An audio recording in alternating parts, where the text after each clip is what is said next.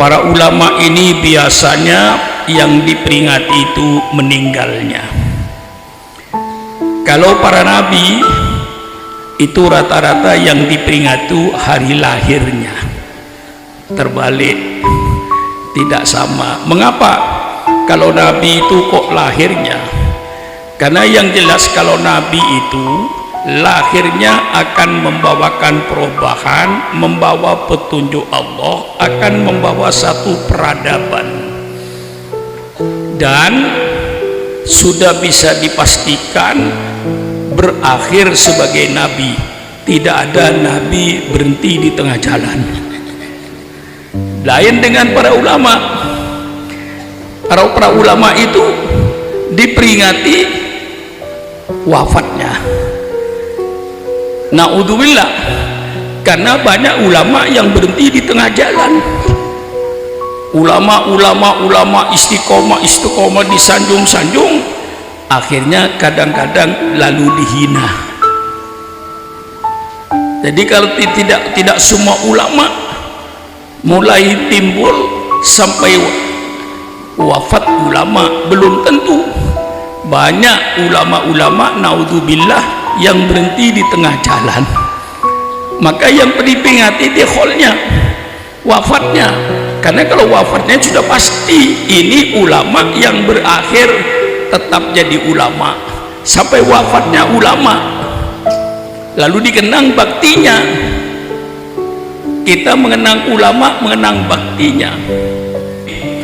Saya ucapkan terima kasih atas segala baktinya kepada bangsa, baktinya kepada negara, baktinya kepada agama melalui jalur pendidikan agama untuk membentuk putra-putra bangsa yang beriman dan yang bertakwa kepada Allah, supaya negara ini tidak diisi oleh orang-orang yang tidak bertakwa kepada Allah, diisi oleh bajingan-bajingan, diisi oleh perampok-perampok rakyat, supaya dipimpin oleh orang yang beriman kepada Allah, yang bertakwa kepada Allah, yang mereka menginginkan surga dan menginginkan takut kepada neraka.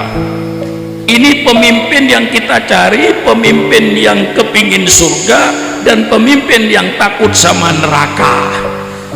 Kalau pemimpin kita tidak ingin surga dan tidak ingin neraka, tidak takut sama neraka, maka ketika memimpin bangsa semau-maunya, sakarepe dhewe. Nah, ini berbahayanya. Maka para ulama ini konsentrasi untuk menciptakan anak bangsa yang beriman kepada Allah, bertakwa kepada Allah dengan segala pengorbanannya. Ini pondok pesantren, dan pondok pesantren memulai pendidikan nasional yang tertua di Indonesia itu. Diakui atau tidak diakui, saya tidak minta pengakuan karena sudah fakta. Untuk apa minta pengakuan? Karena tidak ada satu cita-cita, tidak ada satu kemauan yang akan berhasil tanpa adanya pengorbanan. Negara Kesatuan Republik Indonesia berdiri bukan hadiah dari Belanda. Indonesia ini berdiri karena ada tetesan darah umat Islam, tetesan air mata.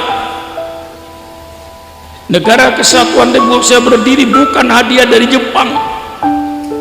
Maka pada pemimpin-pemimpin bangsa yang ada sekarang ini saya ingatkan, dari ketua RT-nya sampai presidennya saya ingatkan, Anda harus ingat bahwa NKRI itu berdiri di atas aliran darah bangsa Indonesia.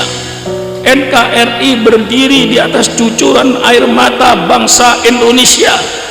Engkau jangan yang sekarang menjadi pemimpin bangsa, jangan hanya bergelimang dengan kemewahan duit rakyat, tapi kau pikirkan nasib rakyatmu. Jangan enak-enak jadi bupati, jangan enak-enak jadi gubernur, jangan enak-enak jadi menteri, Jangan enak-enak jadi presiden, pakaianmu itu duit rakyat, mobilnya itu duit rakyat, kasur yang kau tempati tidur itu duit rakyat. Maka hati-hati jadi pemimpin di Indonesia ini. Negara ini didirikan di atas aliran darah